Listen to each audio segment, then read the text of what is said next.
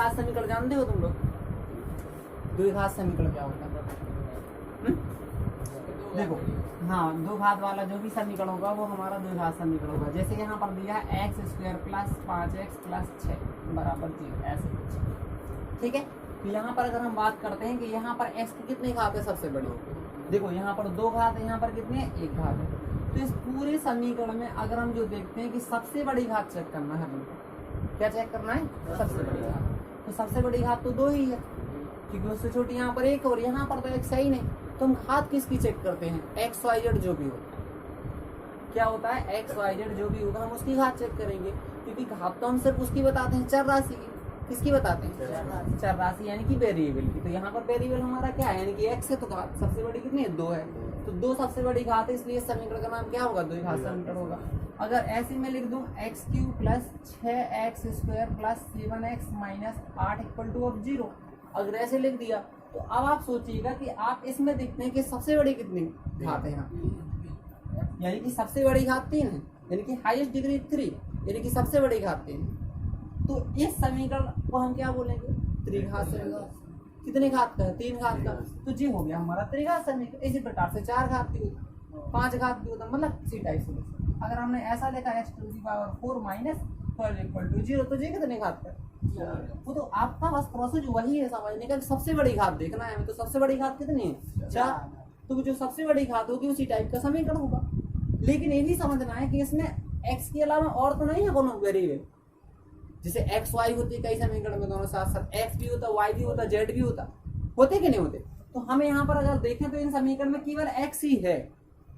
देखो हर जगह x है, हर जगह x है। अब यहाँ पर यहाँ कहूँगी तुम x नहीं, यहाँ नहीं है, यहाँ भी x नहीं है, x यहाँ x है। देखो अगर x की घात 0 लिखना है तो यही पढ़ा था, किसी भी संख्या की घात अगर 0 करते हैं तो उसका मतलब क्या? 1। तो इसका मतलब यहाँ x है कि नहीं? लेकिन 0 है। माना तो जाएगा कि नहीं माना जाएगा? तो अब आप देखिएगा नेक्स्ट। तो आपको थोड़ा सा समझ में आया कि जो द्विघात समीकरण होता है वो कौन से समीकरण होते हैं जिनमें सबसे बड़ी घात 2 होती है। तो ऐसे हम समीकरण को क्या बोलते हैं? द्विघात समीकरण। अब आप देखिए कि अगर हम यहाँ पर याद रखना है अपन को मानक समीकरण, पहले चैप्टर का नाम डाल लेते हैं। चैप्टर आपका जो है चौथा चैप्टर, कौन सा चैप्टर है? चौथा। और इसका नाम है द्विघात समीकरण। ठीक है, चैप्टर का नाम क्या है? द्विघात समीकरण। और इंग्लिश में इस चैप्टर का नाम होता है क्वाड्रेटिक इक्वेशन।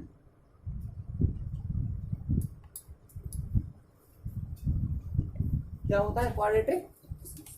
ठीक है, अब आप ध्यान दीजिएगा कि द्विघात समीकरण का मानक रूप जो होता है, मानक रूप, या इसको हम कहते हैं स्टैंडर्ड फॉर्म। क्या बोलते हैं? स्टैंडर्ड यानी मानक, या स्टैंडर्ड फॉर्म कहते हैं। इंग्लिश के वर्ड्स भी ध्यान देते जाना, क्योंकि इंग्लिश इसलिए जरूरी है। बस पिछले साल 2 साल का काम और बचा, इसके बाद आपको हिंदी फिनिश हो जाएगी। जब भी आपको साइंस में जाना है तो टोटल इंग्लिश पढ़ना पड़ेगा। तो इसके लिए आपको क्या करना है कि थोड़ी थोड़ी बीच बीच में मैं मीनिंग लिख देता हूँ बच्चों को जानने के लिए। ठीक है, तो यहाँ पर जो मानक रूप होता है वो होता है कुछ इस टाइप से, ax² + bx + c = 0। ठीक है, यानी कि j होता है हमारा मानक रूप।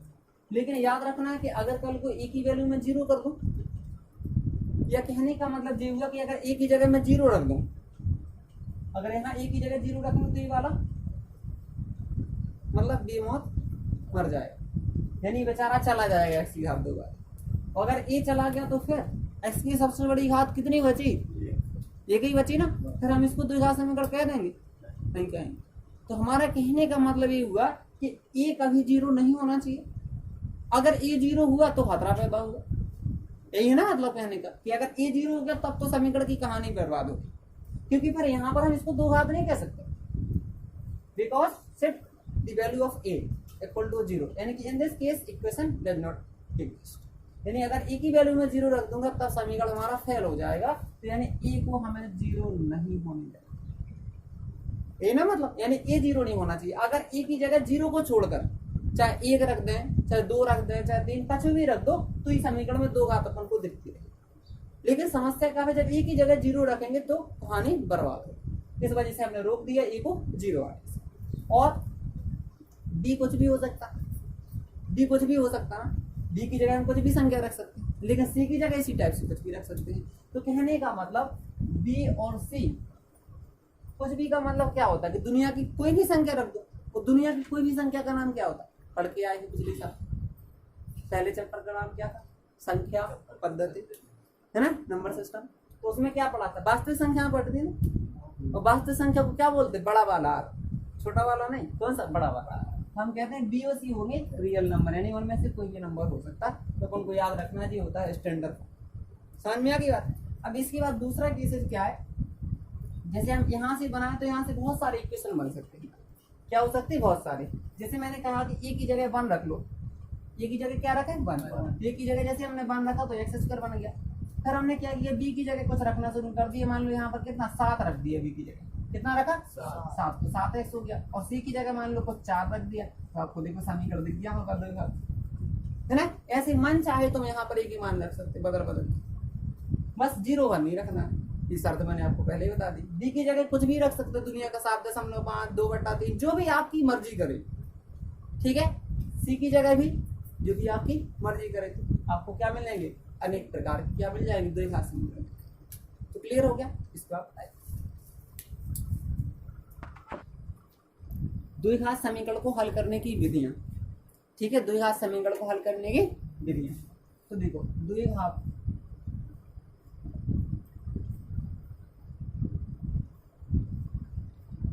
समीकरण को हल करने की विधियां, यानी जो भी हमें द्विघात समीकरण पढ़ना है, इसकी हल करने की कितनी विधियां होगी। तो देखिए द्विघात समीकरण को हल करने की अपने पास 3 विधि हैं। कितनी विधि हैं, 3, फर्स्ट, सेकेंड और। तो पहली विधि का नाम क्या है, पहली विधि का नाम है गुणनखंड, गुणनखंड विधि। कौन सी विधि, गुणनखंड, इंग्लिश में इसको कहते हैं फैक्टर मेथड, राइट। कौन सा मेथड, फैक्टर, यानी कि हम गुणनखंड विधि से किसी भी द्विघात समीकरण का आंसर निकाल सकते हैं। दूसरे प्रोसेस का जो नाम होता है, ये होता है आपका वुडवर्ग विधि, ठीक है। कौन सी विधि, वुडवर्ग विधि, इंग्लिश में इसको कहते हैं completing square method, square method, right. तो जो थर्ड आपकी विधि होती है, इस विधि का नाम होता है सूत्र विधि।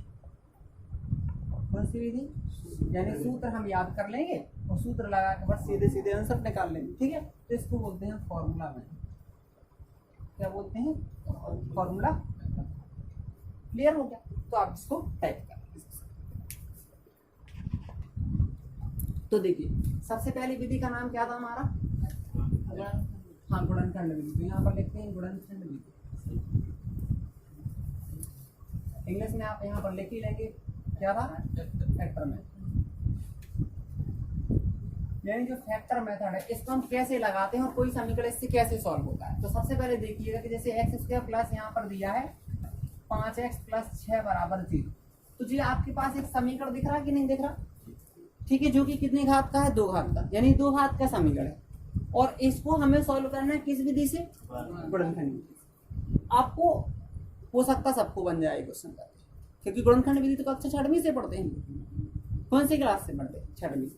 वो क्या होते, यहाँ पर देखना है कि एक्स स्क्वायर के साथ कुछ लिखा तो नहीं है, नहीं लिखा ना, तो यहाँ पर कितना मानेंगे, जब कुछ नहीं लिखा होता एक, जब कुछ नहीं होता तो क्या होता, सबका मालिक एक होता है, वो भी भगवान ईश्वर, है ना। तो अगर कुछ नहीं तो हम एक तो मान के चलेंगे कि नहीं चलेंगे। तो यहाँ पर जो नंबर है इसको लेना है और लास्ट में जो कुछ लिखा है, यानी 1 गुणा 6 गुणा कर लो दोनों का, 1 को और 6 का हमें क्या करना है, गुणा करना। कितना आएगा, 6 आएगा। अब हमें देखना है कि 6 जो आया है, ठीक है, तो गुणा में आपका कितना आना चाहिए, 6, जुड़े घटाने में कितना आना चाहिए, 5। तो ऐसा कोई पहाड़ा है आपके पास जिसमें 6 आता हो, 3 दूनी 6 है, या 2 के 6 कह सकते हैं, 2 के में भी आता, 3 के में भी आता। अच्छा ठीक, 2 के पहाड़ में कितनी बार में आता, 2 3 6, यानी 2 का 3 में गुणा किया था हमें कितना मिल गया, 6। यानी इन दोनों संख्या का हमने गुणा किया था, हमें 6 मिल गया। तो गुणा में कितना आना चाहिए, 6।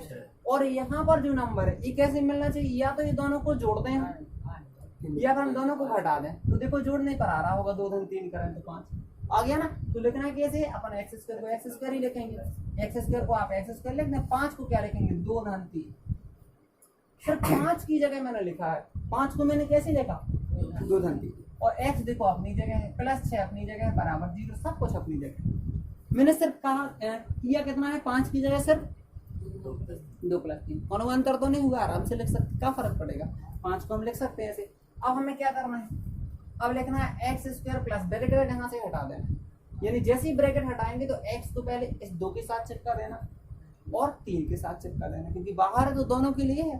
तो देखो 2 जो है 2 के साथ x आएगा और 3 के साथ x आएगा, प्लस मतलब कहने का गुणा कर दो अपन, नहीं के साथ कर दो और 1 के साथ। अब देखो कितने होगा, 1 2 3 4, 2 में आराम से कॉमन, देखो इसे इसमें कॉमन लेना है, इसमें कुछ कॉमन है ना।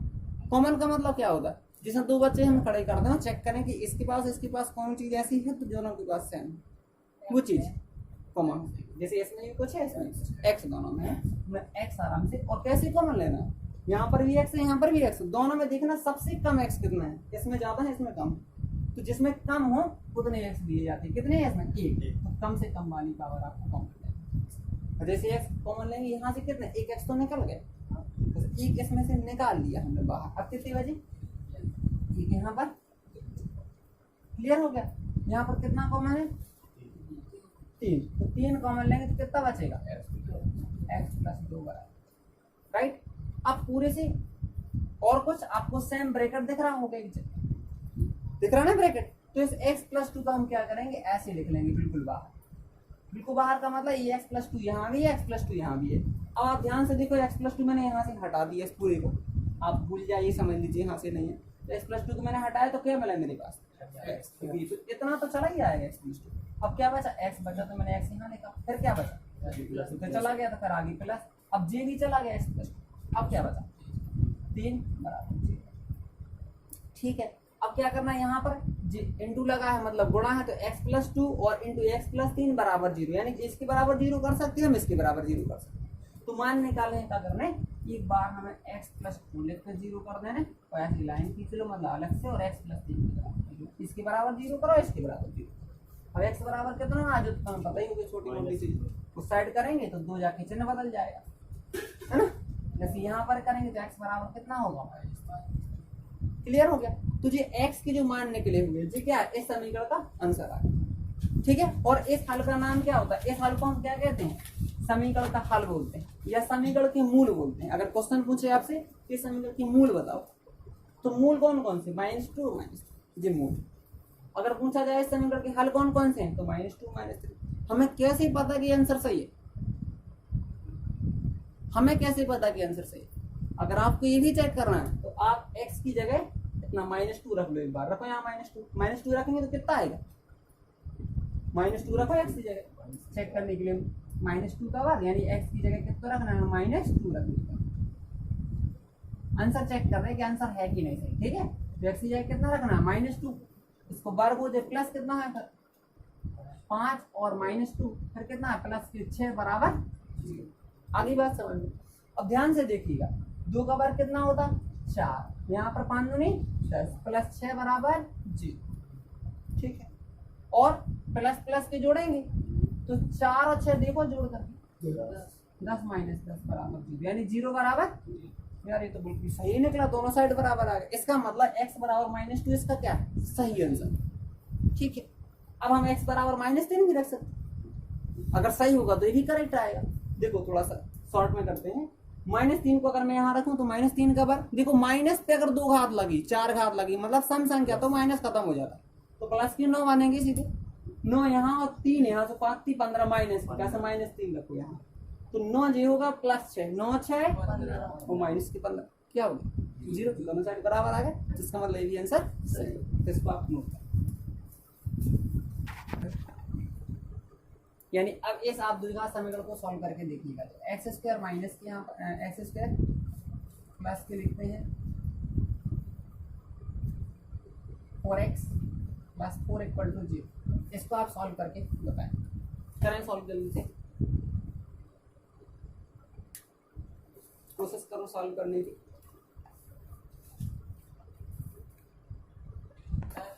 तो अब आप देखिए इस क्वेश्चन को अगर हम दूसरी विधि से लगाएं तो कैसे आंसर आएगा।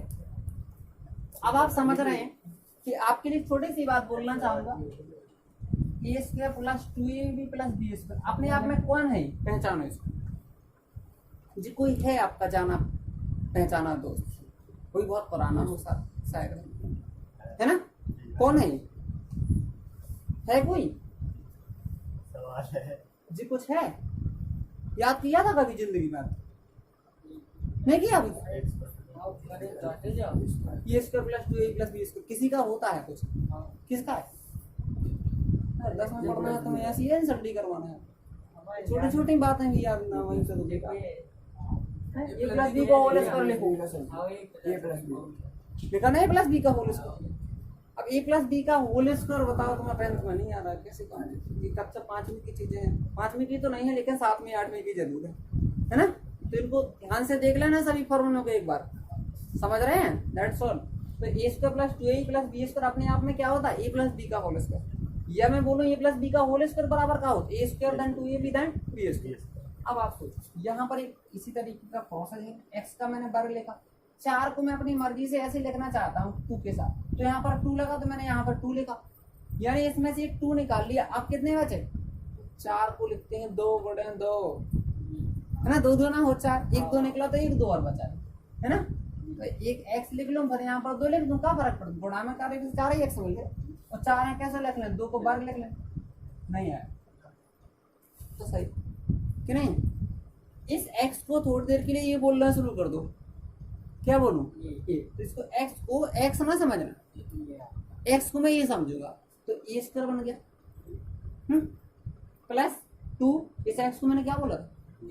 ये बोला था ना, तो ए स्क्वायर प्लस 2a आगे समझ में।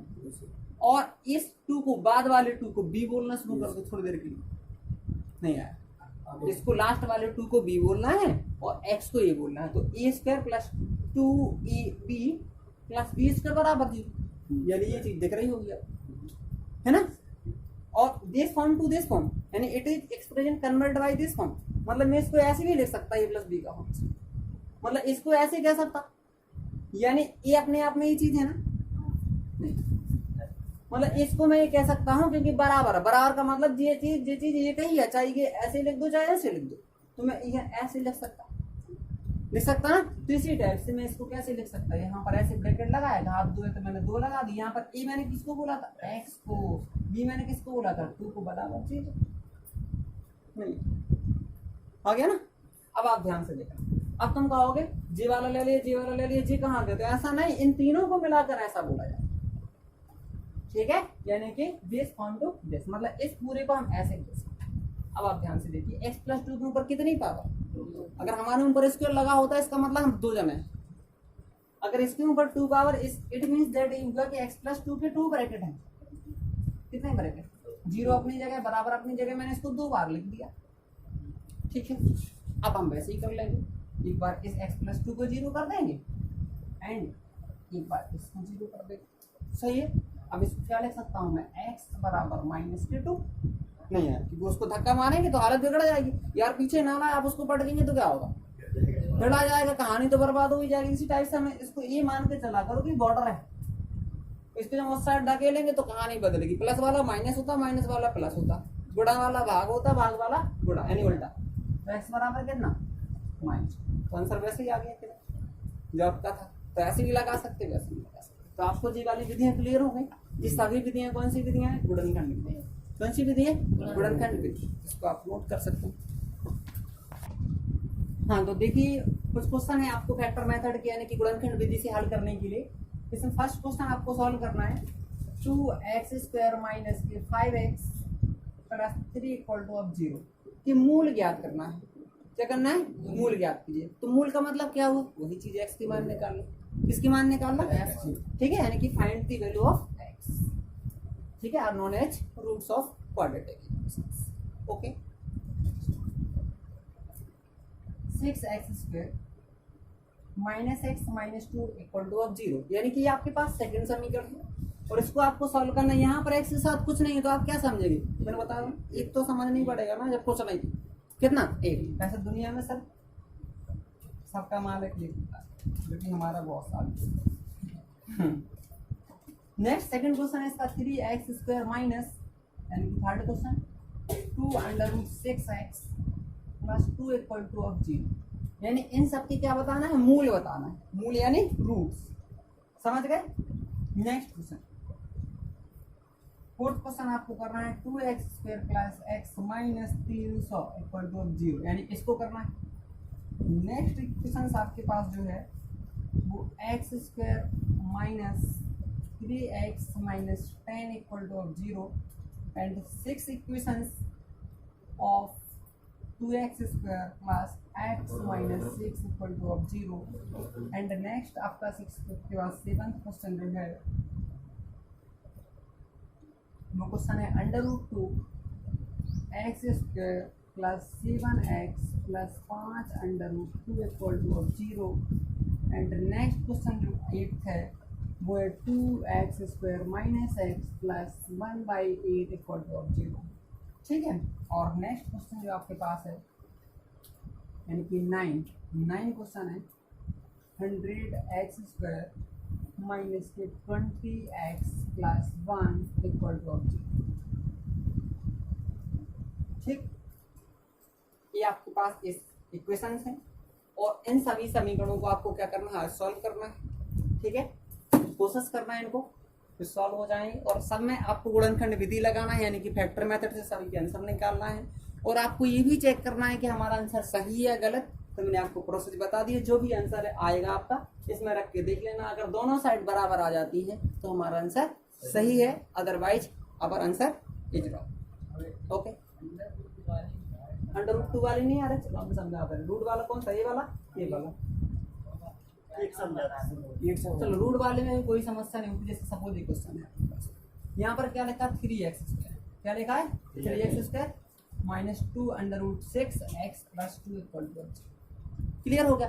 अब ध्यान से ये बात समझनी, यहाँ पर मैंने क्या सिखाया था, x² के साथ जो भी है उसको ले लेंगे। क्या है यहाँ पर 3, तो 3 यहाँ से लिया, 2 यहाँ से, 3 गुणा 2 करो कितना हुआ 6।